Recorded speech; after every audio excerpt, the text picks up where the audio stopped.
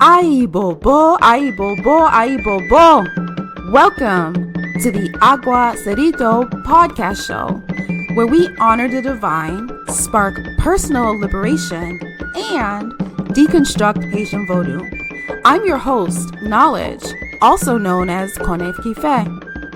Every episode is a digital offering to the sacred spirits, ancestors, and vibrant culture of Haitian Vodou. Through storytelling, interviews, and reflections, we will explore its roots, its power, and its impact. Vodou is more than spirituality. It is life, legacy, and liberation.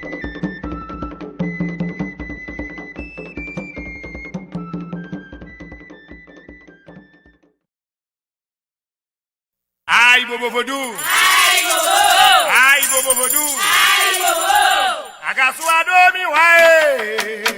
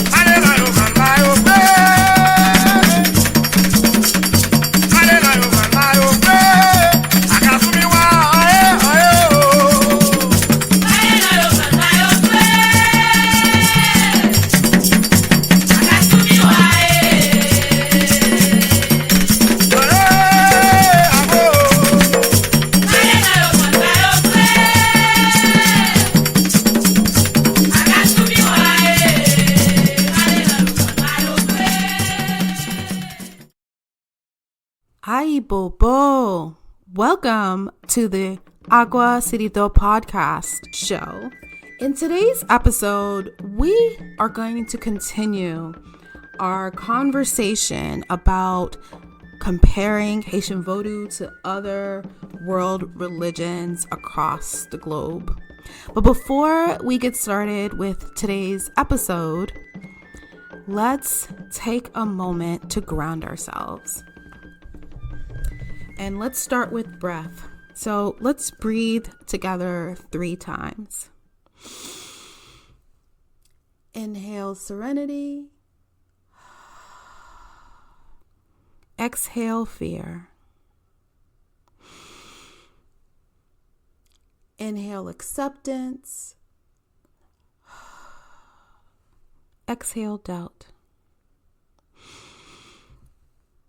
Inhale love. Exhale uncertainty. Allow your breath to align with your heartbeat. Greetings to Almighty God. Thank you for the breath of life. Greetings to all of the divine saints and angels, in the name of the Father, the Son, and the Holy Spirit. Greetings to the ancestral spirits in the east, west, north, and the south.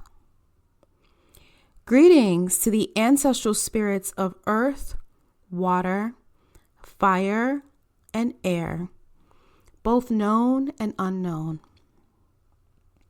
Greetings to the ancestral spirits of our mothers, our fathers, our grandparents, our great-grandparents, and beyond, both near and far. Greetings to you, our esteemed listeners. Thank you for the thread that connects us all as brothers and sisters on this earthly realm. Thank you for the moment to be in community with each and every one of you. We ask to enlighten and empower our listeners with love, wisdom, and knowledge. We ask to liberate our hearts and our minds in order to connect with the divine. We ask that whatever is needed from this episode be met. We ask that whatever guidance that needs to be shared is shared. We ask that whatever guidance that needs to be shared is understood in this episode. We also ask that whatever lessons needs to be learned, be learned. Aibobo, ago, bo, alaso, asao, awoshenago, javodo, afutai, bilolo, swakongo, kwa, sem, bo.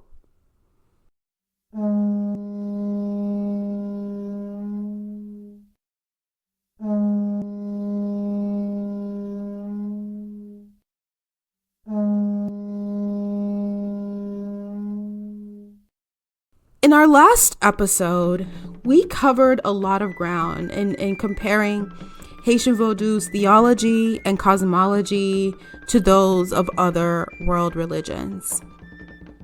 And there are so many parallels, so many similarities.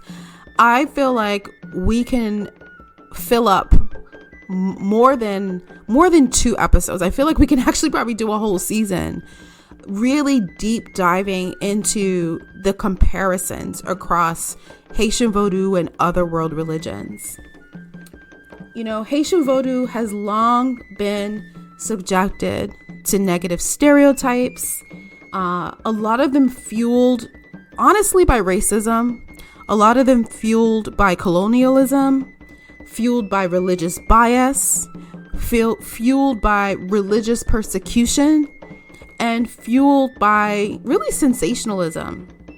And these misconceptions have really distorted the public perceptions of Vodou.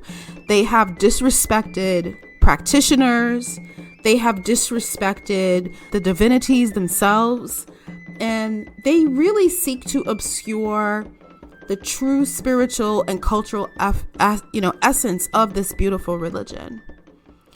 And a lot of the work that we are doing at Agua Cedito is really reclaiming the power, reclaiming this beautiful faith tradition in all of its glory. And when we think about all the various different aspects of how this faith is practiced and how it compares to other religions, I think it's really unfortunate that we even have to do an episode like this, that we have to take the time to say, hey, Haitian Vodou is just like any other religion. What a surprise. But that is where we are. That's the reality that many Vodouisans face. And I think, for this specific episode, I want to take some time to do some of the comparisons, really thinking about some of the stereotypes that are out there and helping to, again, reclaim that power. So we took some time in the last episode to really talk about kind of really basic theology, basic cosmology. In this episode, we really want to lean into some of the known, but also maybe not well known narratives that continue to, really continue to impact the faith in a very real way. So one thing I want to just kind of highlight is to begin this conversation. A lot of what I've mentioned to date was the fact that Haitian Vodou has been syncretized with a number of other practices as a means for survival. That is not without saying that Haitian Vodou was not the first religion that was forced into spiritual persecution. It was not the first. There are other religions across the world that were, where practitioners were essentially forced to convert. Many of them being forced to convert to Christianity. And their practices, religious, their indigenous practices being mocked, being ridiculed, being forced towards erasure. So when we think about, the indigenous people in areas like Mesoamerica, when we think about the Aztecs, we think about the Mayan religions, we think about the Incas, we think about, within the Andes, a lot of the indigenous people in the Americas were forcibly baptized, and they were required to abandon their traditions or die, essentially. So things like, practices like worshiping the sun or spirit ceremonies or shamanism was banned in many countries. And sacred sites were destroyed or repurposed as churches, many of them as Christian churches. And that is not just within the indigenous religions. We see this religious persecution as a means of imperialism, enforced dominance, enforced control in other regions across the world, in religions like Hinduism, Judaism, Buddhism, Islam, other African traditional religions that face this level of persecution. So then sometimes you ask yourselves, well, if these others face this level of persecution, how did Haitian Vodou, of all these religions, really be cemented as like the bad guy, right? Like, how did it, of all these other religions that had these aspects of imperialism or forced conversion, why is it that Haitian Vodou continue to be perpetuated in this light? And I personally believe that it is because there's a compounded level of racism. So when you have a religious system that essentially was the linchpin to a revolution that ultimately beat the world powers of that era by enslaved Africans that were really not even considered human. They were really treated as second-class citizens. Many of them not even second-class citizens. Many of them weren't treated as human at all. So to have a faith that was practiced by these less than human beings and that were demonized and dehumanized, and for their faith practices to essentially allow them, without any riches, without any armor, without any military like resource or weaponry, to beat the great powers of essentially the world at an era, I believe there's a lot of power in that, and that power was feared. So much so that we continue to see the power of that continue to be reverberated, right? We continue to see that there's a constant reinforcement of this psychology, this psyche of wanting to demonize Haitian Vodou, unlike any other religion. And I truly believe because of that victory, that is why we continue to see this sense of, demonization, this sense of attempts to delegitimize. But again, that is why we have this podcast, and I'm sure there's other types of education and learnings and the work. It's not just me. There's other scholars, there's other communities, there's other practitioners that is doing the work to educate, to reclaim our power, Aibobo. So it's not just this podcast. There's many other efforts out there, but I wanna be able to talk about that resistance and how that impacted and shattered the world. I cannot wait. With having said that, that's kind of a PSA for our next episode, which we're going to start to delve into the specifics of the Haitian Revolution.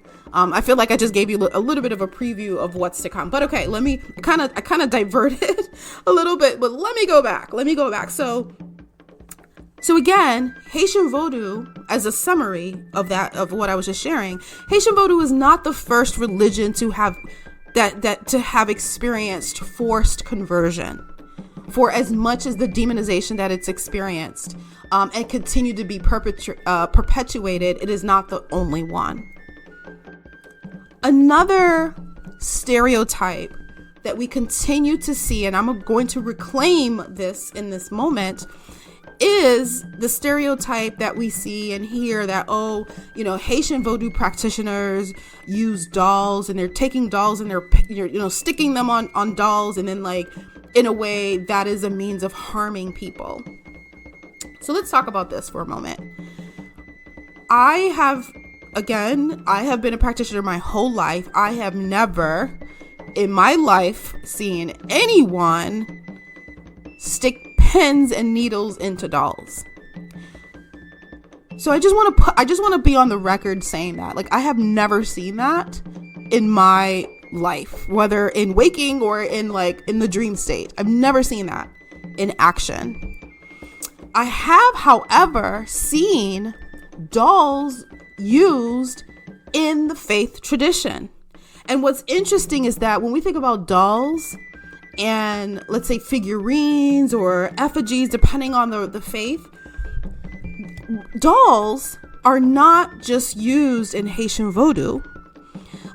Dolls are used in many other world religions and practices, and they're used as a symbolic, sometimes a ritualistic mean. So if you think about within Haitian Vodou, dolls and figurines are sometimes used as tangible representations of let's say a loa. So sometimes you'll see, if you look at an altar, you'll sometimes see loas. They are represented either with what's called an image, or which is like the lithograph or picture, or sometimes they're represented with a doll. And so they're typically represented, they're tangible representations of loas. They're sometimes representations of individuals. Some families, they sometimes represent themselves on their altar, right, as a doll. And these are sometimes used in ceremonies. They're used to be placed on an altar as a way to invoke protection, as a way to invoke healing, and as a way to really act as conduits for spiritual energy and intent. So dolls are essentially, you see them adorned, they may have certain colors that represent certain spirits, certain laws, or they have certain types of jewelry on them, but it's really about, it's a symbolic representation. So are there dolls, are people sticking dolls with needles? Not in a Frangine perspective. I have never seen that. I don't think that exists. Do dolls exist? Yes. However, dolls exist in other religions as a means of representation. So for example, if we look at the Shinto practices within Japan, they use a doll that's called a hina. And the hina dolls are used to represent different kami or spirits, which we talked about in the last episode. And the dolls are kind of, the dolls in Shinto, they are used to serve as vessels to carry away impurities or misfortunes, right? To help cleanse and protect individuals. And so essentially in the Shinto religion, just like in Vodou, they use dolls as a symbolic tool, right? As a way of healing, as a way of protection. We see dolls being used in Buddhism and in Tibetan Buddhism. Some certain sects, not all, but in some of them, they use them. They're called tormas. And tormas are pretty much their ritual figurines that are made of flour and butter.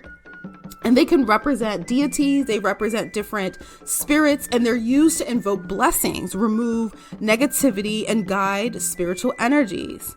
We see within the Slavic practices, we see what's called the Mutanka doll. And those dolls are sometimes used as, and they're created as talismans for protection, health, and prosperity. We see in Native American spiritual practices, the Kashina doll within the Hopi and Pueblo tribes. They use dolls to represent spirits that govern various different aspects of life, similar to how Haitian Vodou dolls are used, right, to represent different laws. They do that in those specific practices as well. If we take a look at, let's say, some of our sister diasporic religions, dolls are used in Santeria to represent different orishas.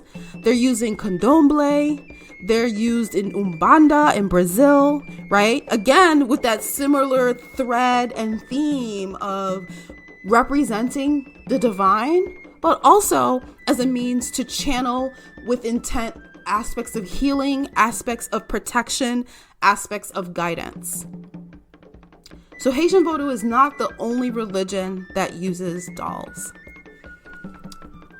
Another stereotype that we typically hear that, again, I have never seen in my life, but I wanna call it out for the record, is this idea that Haitian Vodou uses zombies or is in the practice of zombies. Again, from a Guinean perspective, in my entire waking life, I have never seen a zombie. I've heard of the term, but I have never seen that in my waking life. So I cannot say at all that concept exists at all. And for me, it does not. I think that is, again, just another perpetuated, sensationalized narrative. But I did want to address it because, again, when people think about Haitian Vodou, those are some of the visuals that pop up in their mind. So I wanted to address that. So another like stereotype that we sometimes hear is this idea around, let's say like religion and Haitian Vodou, and they talking about like animal sacrifice and that sort of thing. So I wanna address that as well here. So yes, in Haitian Vodou, there is what we call respectful, humane animal sacrifice as aspects of different rituals, different ceremonies. And the act of animal sacrifice is deeply connected to honoring the laws, to honoring the ancestors, and they're usually accompanied by prayers and songs and other types of rituals. And the animals are treated with care, they're treated with respect, and it's done really respectfully. Haitian Vodou is not the only religion that has animal sacrifice. If we go back and we look at certain other religions, let's say within the Native American spirituality, many tribes incorporate animal offerings as part of their ceremonies. So they may not be always kind of sacrificed in a casual manner. Similar to Haitian Vodou, they are done as a solemn practice, as a solemn ritual. We see that also within the Indian spirituality. We see that there's animal sacrifice. Within Hinduism, there's certain sects within specific festivals where animals like goats and buffaloes are sacrificed, right? As part of a specific ritual to the various gods and goddesses. We see aspects of Tibetan Buddhism where there are aspects of animal sacrifice. We see in certain aspects of Judaism where there had animal sacrifice. We see within Islam there are also animal sacrifices. And if we look at some of the other sister religions within Santeria, Candomblé, and Umbanda, there are animal sacrifices. And there's probably others. There's probably many others. I kind of shared those, at a very high level. But again, Haitian Vodou is not the only religion that has this idea of humane animal sacrifice. So I wanted to really put that out there. Aïe bobo bodou, aïe bobo, aïe bobo bodou, aïe bobo. Anou marché oh. Si les bons va vous, anou marché pas loin de naïté. Nous marché oh. Nous marché oui. Si les bons va vous, anou marché pas loin de naïté.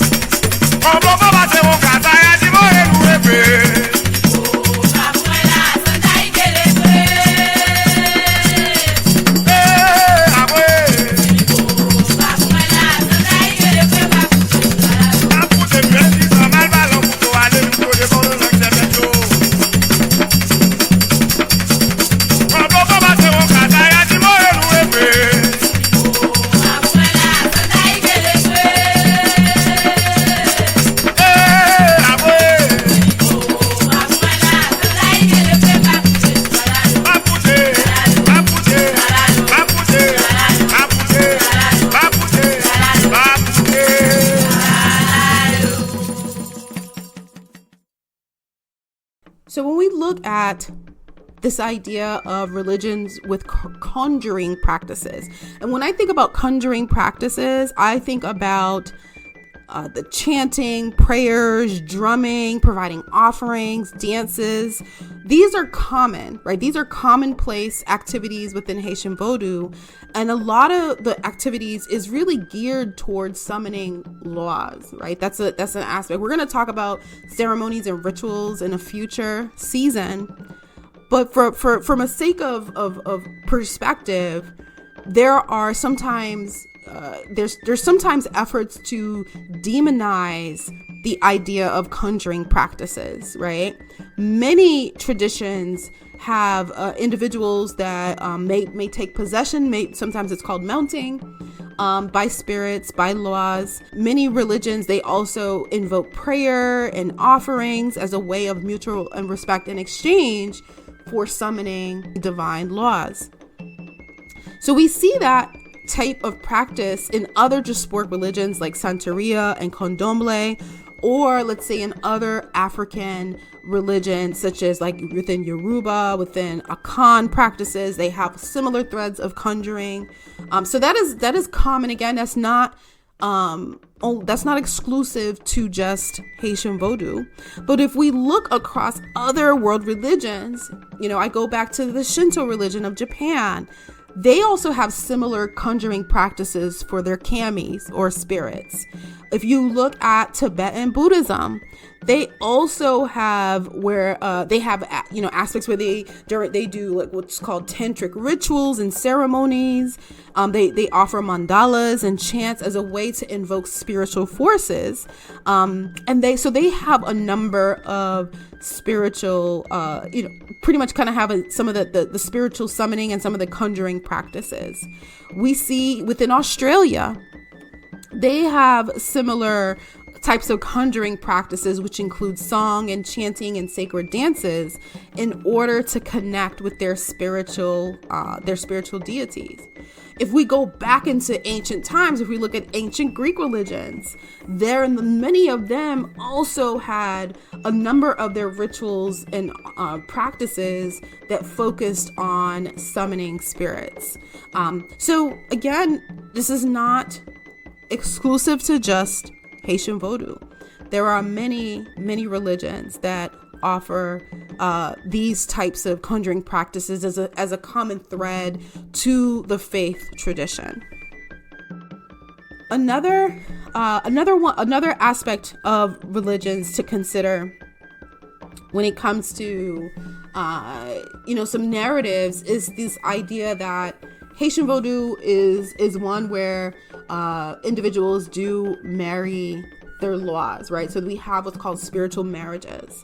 So when we think about spiritual marriages, I probably am going to do an episode in the future to kind of dive into this concept. Whether it's symbolic, it's metaphorical, or it's a literal marriages, there are other religions across the world that have what are called mystical unions, or they have spiritual marriages where individuals seek a more heightened connection with the divine in some way, shape, or form. And these relationships, again, across religion, they really are seeking to create pretty much a mutual responsibility between an individual and their spiritual, their spiritual divinity, as a means to, kind of allow that person to connect more with their, with their spiritual, that spiritual being. So we see this idea of, let's say, mystical unions or spiritual marriages. We see this actually in aspects of Christianity. So if we think about mysticism, one that I remember learning about in my last semester was Saint Teresa of Avila. So that was one where we talked highly about her relationship with God and with Jesus, and being, her being kind of Jesus's bridegroom and having a symbolic union with Christ. right? And the purpose of that union was really about total surrender, total devotion, right? And that was an aspect of a mystical union. We see this concept of mystical union or spiritual marriages in Islam, specifically within the Sufi mystics. We see aspects of it, again, be it metaphorical or symbolic, but we do see this idea of being able to kind of surrender ego in the presence of the divine. If we look at Kabbalah, an aspect of Judaism, there is also talks of spiritual relationships between, the human and within aspects of various different divinities, whether it's, thinking about how it's inspired through the union, the expressed union of feminine and masculine divinity. That's kind of similar within Hinduism, having kind of the masculine and feminine divinity, and that unity drawing inspiration towards greater devotion, greater union with the divine. So we see that in a number of different religions. It's really fascinating. I actually didn't realize how many religions had this concept of mystical unions, had this concept of spiritual marriages, until, I started to really kind of do some research on it. So it was not just something that is unique to Haitian Vodou. Hope you're enjoying today's episode. Have a question, comment, or feedback? Feel free to send us an email at aguacedito@gmail.com. That's AGUACEDITO@gmail.com. You can also visit us on the web at www.aguacedito.com for more information about past episodes, show notes, and more.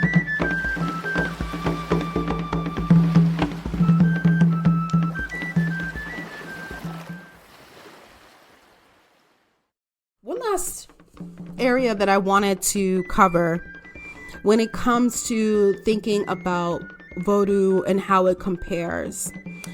One question that we see circulating, and I see this from time to time on social media, is it was not necessarily a question, it's actually a comment. So there's this theory or this belief that a lot of the instability and the problems that is taking place in Haiti are a direct result of Vodou. So we've seen, whether you've seen other spiritual leaders mention this specific belief, you see that belief being shared across just a number of different people where there's this idea that the Haitian Revolution was a pact with the devil. And because of that pact, that is why the country is in the state that it is in today. And if we were to look at that specific belief from a comparative lens, let's delve into that for a moment.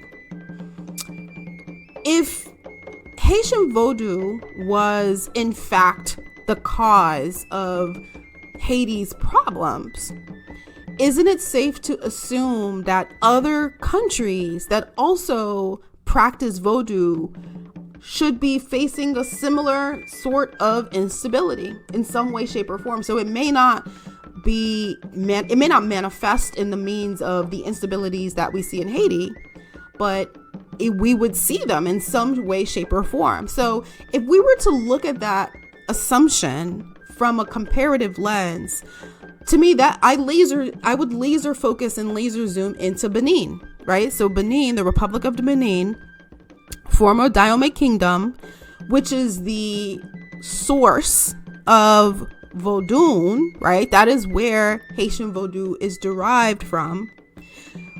Comparatively, we should be able to see that Benin is probably under a lot of turmoil as well. And on the contrary, when we look at Benin, the original country where Vodou comes from, Vodou is actually one of the country's main religions, and Benin continues to thrive. Actually, Benin as a country is seen as a model country in Africa when it comes to their infrastructure, when it comes to kind of the emerging development economically that the country is facing. And Benin, when you think about it, Benin was founded as a republic, within the 20th century. So this is a younger country and compared to maybe older countries.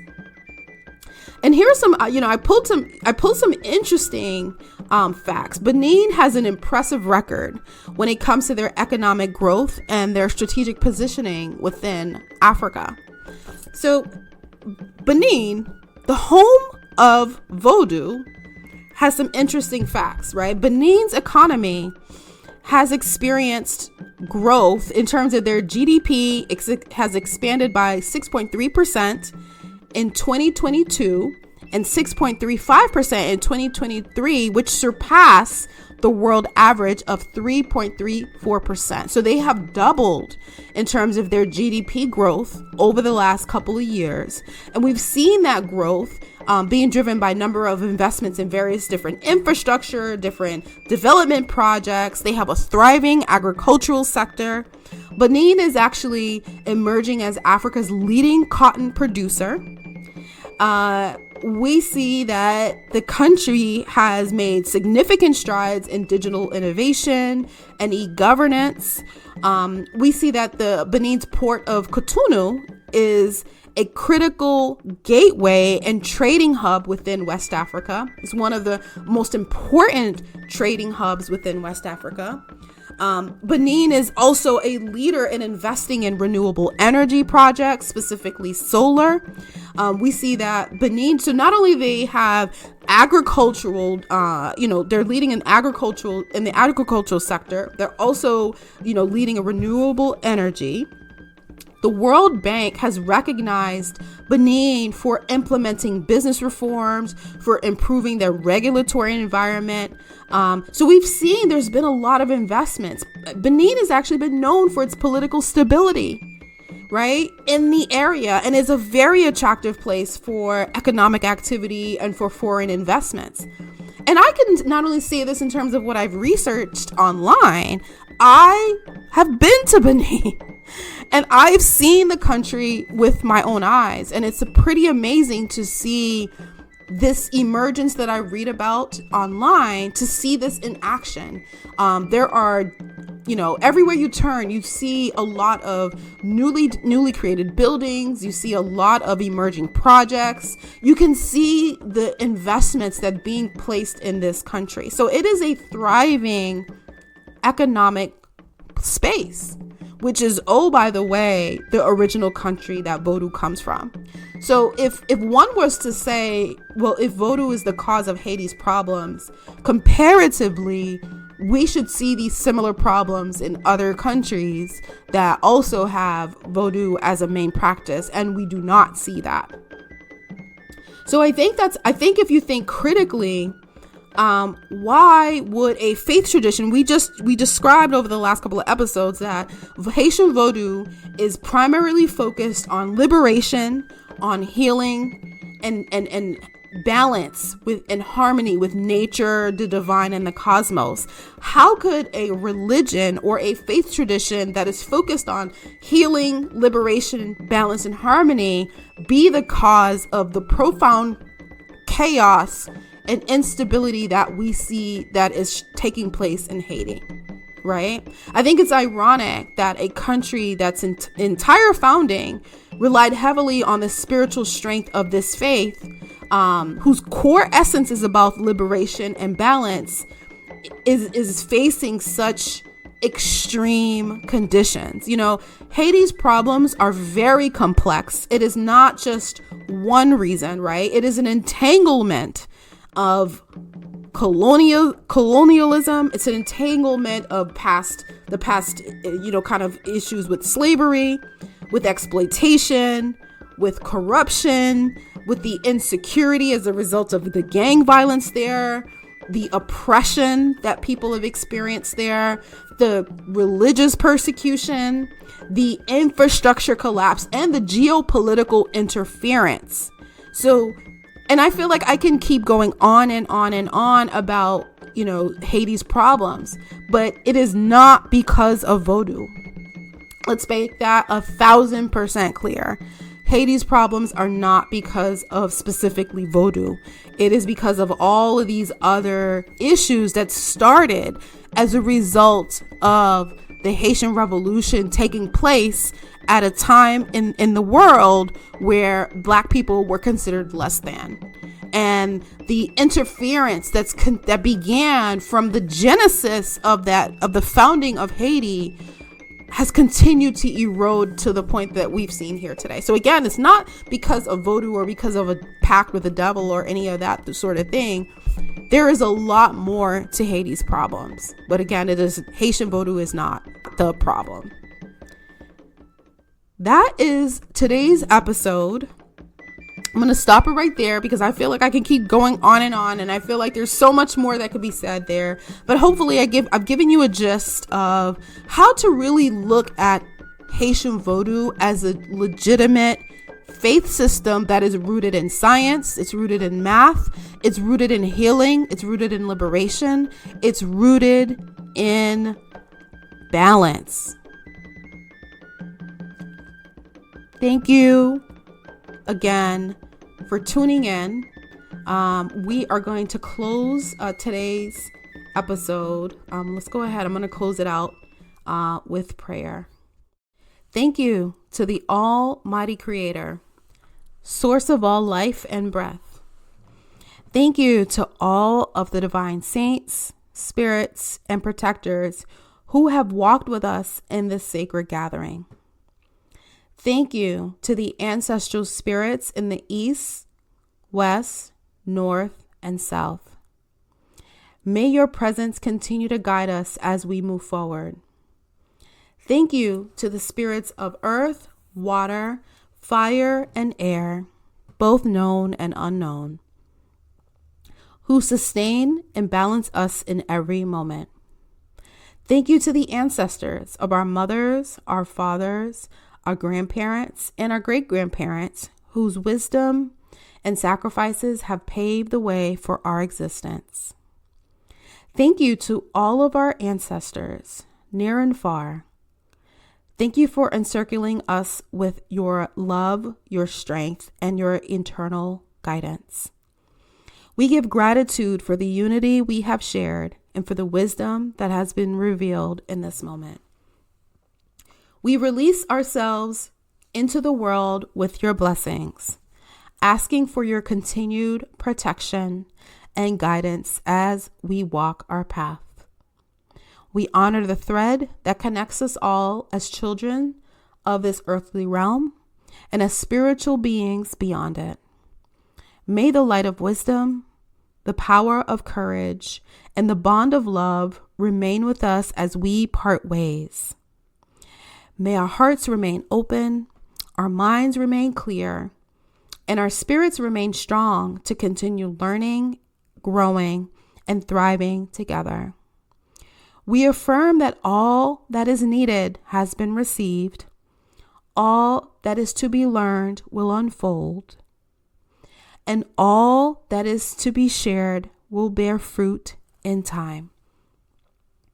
Aibobo, ago, bo, asao, alaso, awoshenago, jabodo, afutai, bilolo, swakongo, kwa sembo. Thank you for tuning into the Agua Cedito podcast. Bien, oh bien, bien, ma belle, bien, oh, oh. Moi dis bien, bien, moi dis bien, ma belle, bien, oh, oh. Ma ne chante relé à moi, papa l'histoire bien encore, oh. Bien, bien.